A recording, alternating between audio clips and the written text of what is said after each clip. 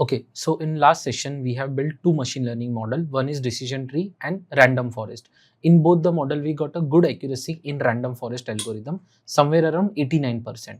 So based on that, we selected random forest model as our final model for the deployment.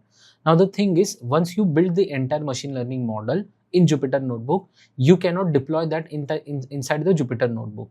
So we need to create a code which is acceptable for the production standard as well as deployment standard. So basically we need to write some functions, for example inference pipeline, that we will directly use in our server based application like Flask API and other web application.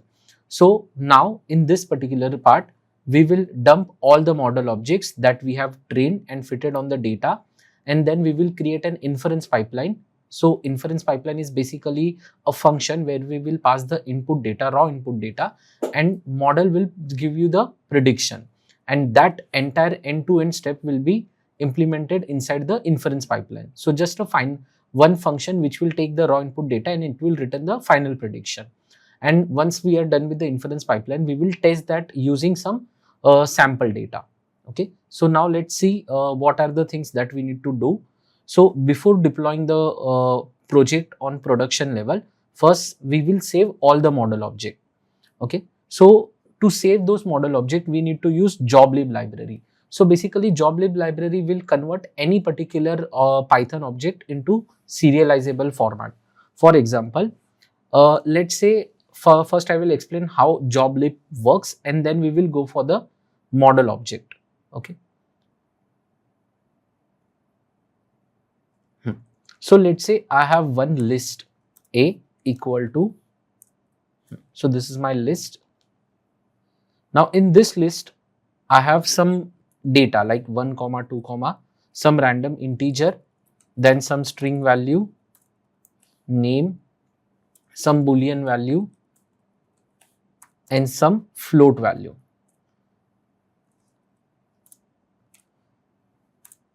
Okay. Now let's say if I want to share this data, now let's consider list contains some data. This is my data. If I want to share this data with some other people, okay, or if I want to share this list on some different machine, then what I can do, I can just simply write one email, and inside the email body, I can copy paste the entire list, and that person can copy this particular list from the email body, and then that person can paste it in Jupyter Notebook.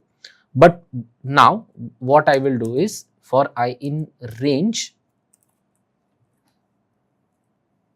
let's add a few more samples.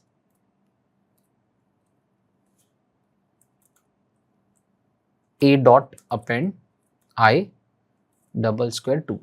Now what I am trying to do here is, I have created a list which contain 5 to 6 elements. Now if I want to share this list with some other person, then I can simply just copy this entire list and I can email that list to I can email that list inside the email body.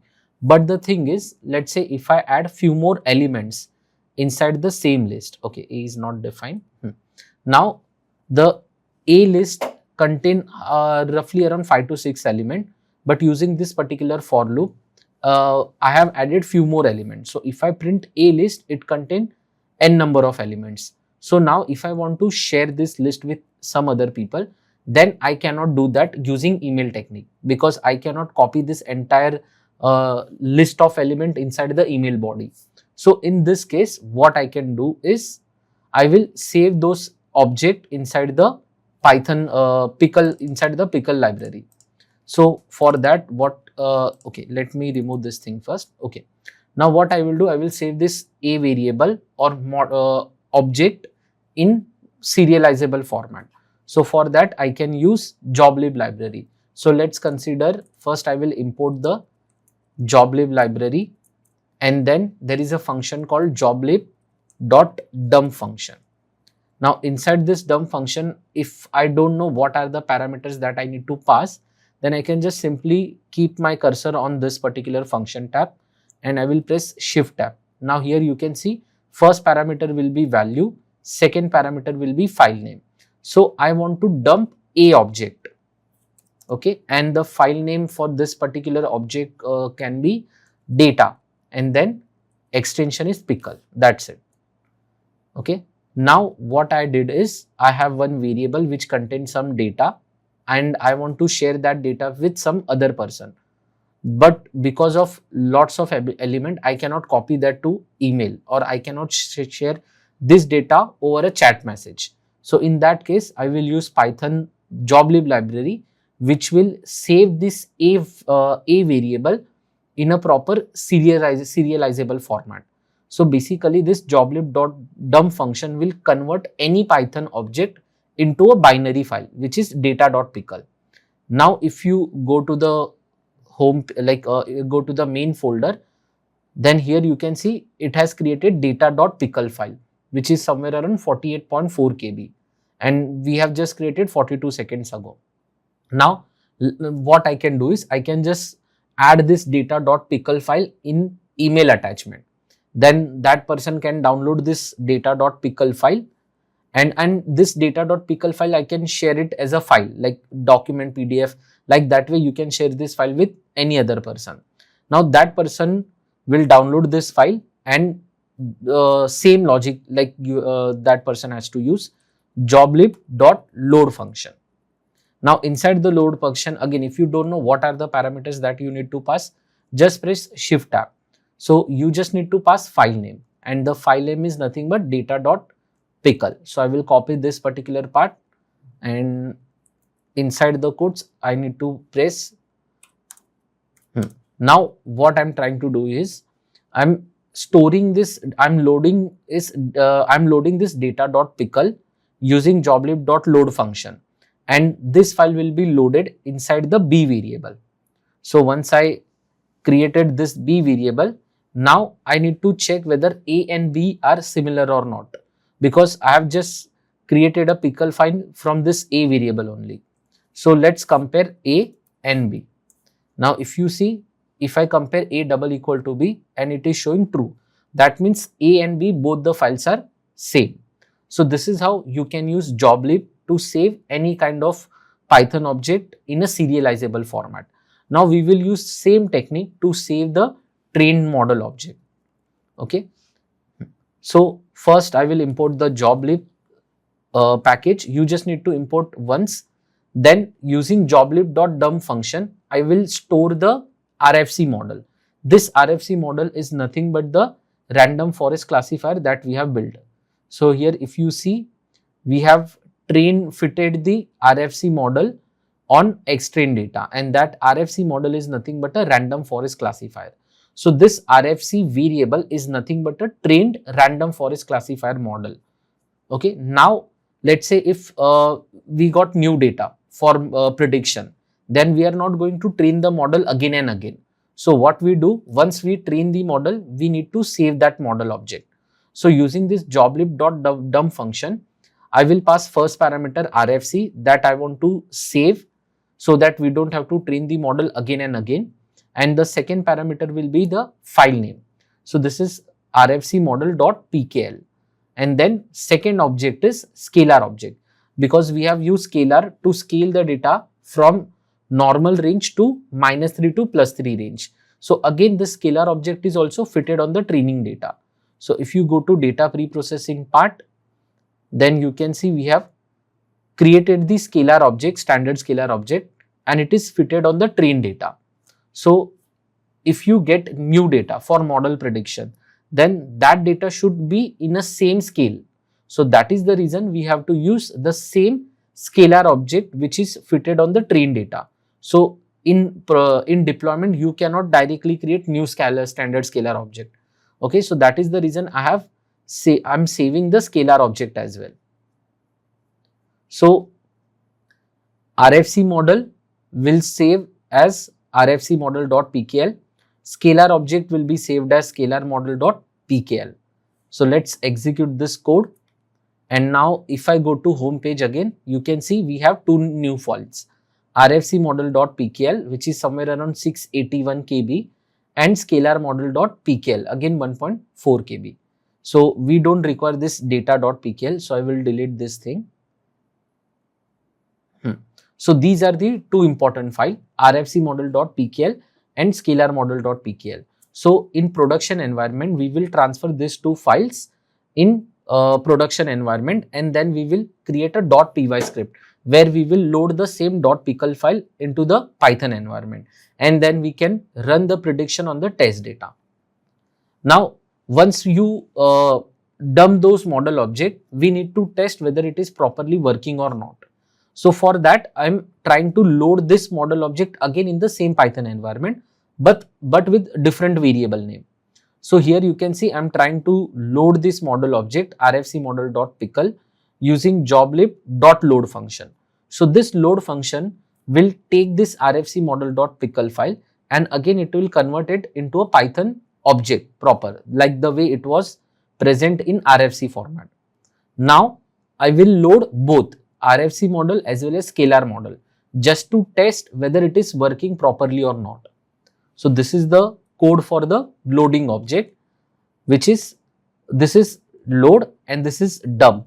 Dump means save the Python object in a serializable format so that you can transfer that particular Python object to different machine. Load means load the serializable object in a Python object format so that you can utilize that in a Python code. So once you save and load the model object, then we will move on to the inference pipeline part. Now, before creating an inference pipeline, we need to have some sample data so that once the inference pipeline is done, then we can pass that sample data to inference pipeline and to check the prediction. So for that, we have to create one sample input. So you can create a sample input using multiple ways. First is if you see xtrain. So let me print xtrain first. So xtrain is nothing but our raw train data. So if I just print xtrain.head, you will get a data frame of first 5 record. Now from xtrain, I just want to select one row. It can be anything, like you can select any particular row, doesn't matter. So we just want one sample row. So for that reason, I will use iloc. Iloc indicate index location. So if I pass index location 0 on xtrain, it will return the first record, which is 19 index location. Okay. So you can see we have parameter gender, age, occupation. Now we cannot directly pass this data to the model because it is in raw format, okay, and not in a proper specified format. So what we can do is we can convert this entire object data type into dictionary data type, because the model input should be in a numerical format. But before that, we need to structure the sample input in a proper way. So for that reason, first what we will do, we will create xtrain.ilog0. That will be our sample object input. It is in object format. So we cannot pass this sample input in object format to the model. So that is the reason we will convert this sample to dictionary format. So if I just apply to dictionary function, okay, my bad, to dictionary function, then this sample input, which is in object data type format, will be converted into a dictionary. Okay. Now this dictionary we are going to use in a project as a like input and output parameter. So let's say if you want to pass the data, unseen data or new data to the model, we will use this kind of dictionary object. Now this is a dictionary, but in API building we generally prefer JSON. So for the basic understanding, you can consider that JSON and dictionary are almost same. So if you go deep dive into that, obviously there is a difference between JSON and dictionary object, but as of now, let's consider that this is my JSON data. So we prefer JSON data whenever we want to send request to the model. So this is the input format that we have created. Okay. So using this 2 line of code, you can create any sample record into a JSON dictionary format that we will use to test the inference pipeline function. Now this part is done. So you can just simply copy this particular dictionary and you can paste it here. So you can see gender 1, age 30, occupation 1, sleep duration 7.6 something. But let's say if you want to create a custom function, then you can write that as well. So I will show you how you can create a custom function. So let's create function def, and function name will be ask user. Because in this case, what we are trying to do is we are manually passing the value 131, 7.67 something. But when we build a model, we need one particular UI so that user can type the input data, and that input data will goes to the model. But in this case, it is not possible. So that user can enter some input data. So what we can do, we can create an ask user function, and inside the ask user function, we will write multiple things. Okay, this is in markdown format, so that is why it is not working. So let me convert this particular code. Def, let me delete this. So let's create one function, def ask user. This function won't take any input parameter, and then we will create one list. Let's say not list, dictionary, user data. And inside this user data, this is basically a dictionary. So I will create dict function. Now let's ask one function, one question to the user. Enter your gender. So let me create one variable. Let's say A or answer. So we'll take input from the user. Now input will be a question. Enter your gender. And here we will mention what user needs to enter. One gender, okay, alphabetically if you see, gender F should be 0. So for female, enter 0 value. And then for male, enter 1 value. Because label encoder will convert this male female into 0 and 1 format, but it will convert it in a alphabetical order.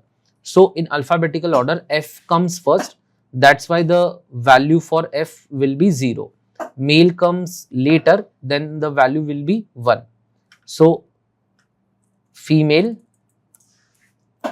and male. So enter 0 for female and 1 for male. And by default, the input value will be in the string format. So we need to convert that into a float format, because all the data in the model should be in a numerical format. So once we get the answer from the user, then we can just append that answer inside this dictionary. So gender equal to answer.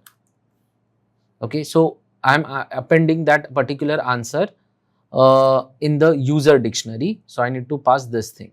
So inside the user dictionary, I will create one more key, gender equal to, and the value for this particular key will be whatever value present inside the answer variable. Okay. Now similarly, we will create each question for all the variable like age, occupation, sleep duration, quality of sleep, all. Okay. So let me copy this thing only. Okay. Let me type answer first. Okay. So we have created one question for one variable. In similar way, we need to create for all the variable, like what is the age, occupation, sleep duration, quality of sleep, and all. So let me copy this part.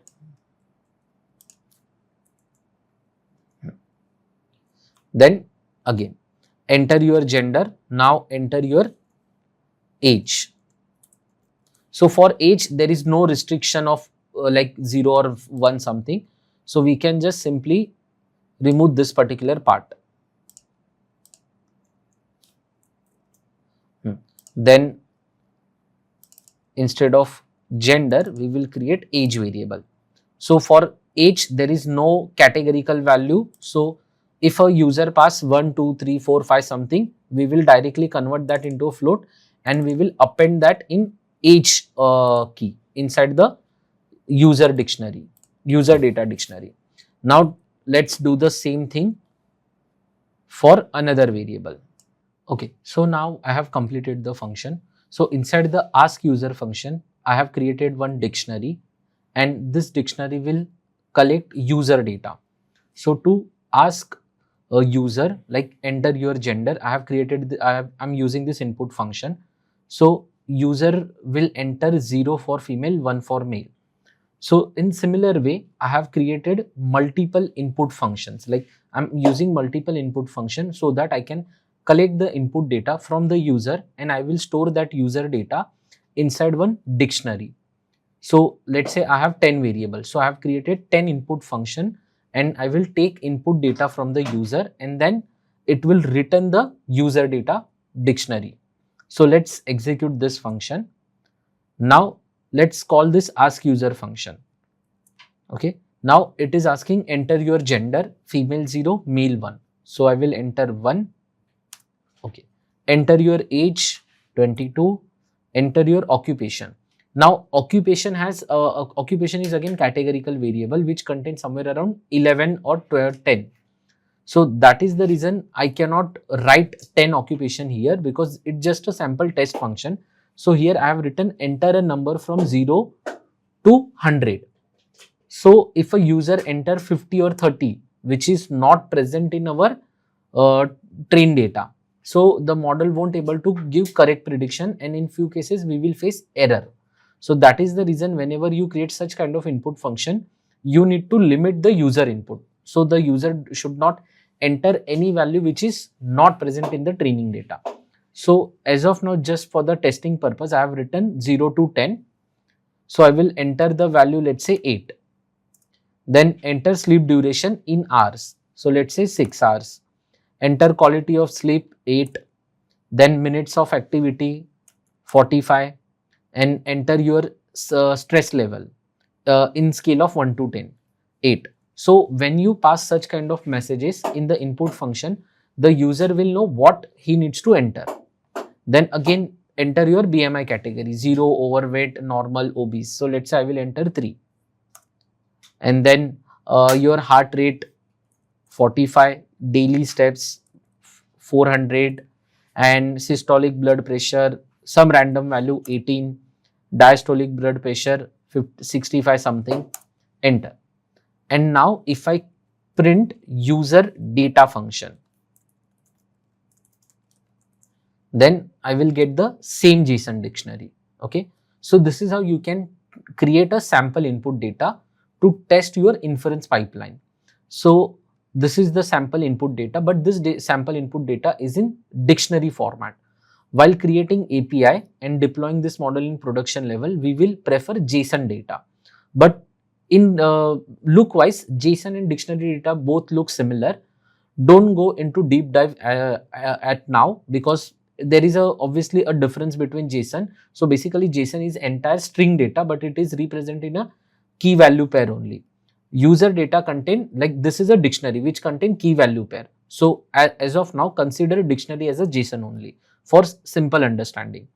So till now we saved the model object like random forest model and scalar model using joblib.dump function. We also tested whether this model can be loaded in the Jupyter notebook or not using joblib.load function. So we can load both the model, RFC model and scalar model, and we did not face any issue. Next, we created a sample input using existing data frame. So from Xtrain, we created one sample JSON dictionary using index ilog function. So we just selected first row from the data frame as a input data, sample input data. Okay. Then we can also edit this dictionary to any number. Let's say if a user wants to pass gender as female, then user can enter 0 value. But this is again hard coded value. So for that, I have created one more ask user function. So user don't need to edit anything inside the code. So if you run function, then this function will ask multiple questions, and then we will enter that data inside the user data dictionary. So this is the another way. So you can create a sample input in multiple way, and once that is done, we can create an inference pipeline. So for inference pipeline, we need two things: sample data which we have created, and save model object. Now we will create inference pipeline. We will write the entire logic end to end inside that inference pipeline, and then we will test that inference pipeline. Okay.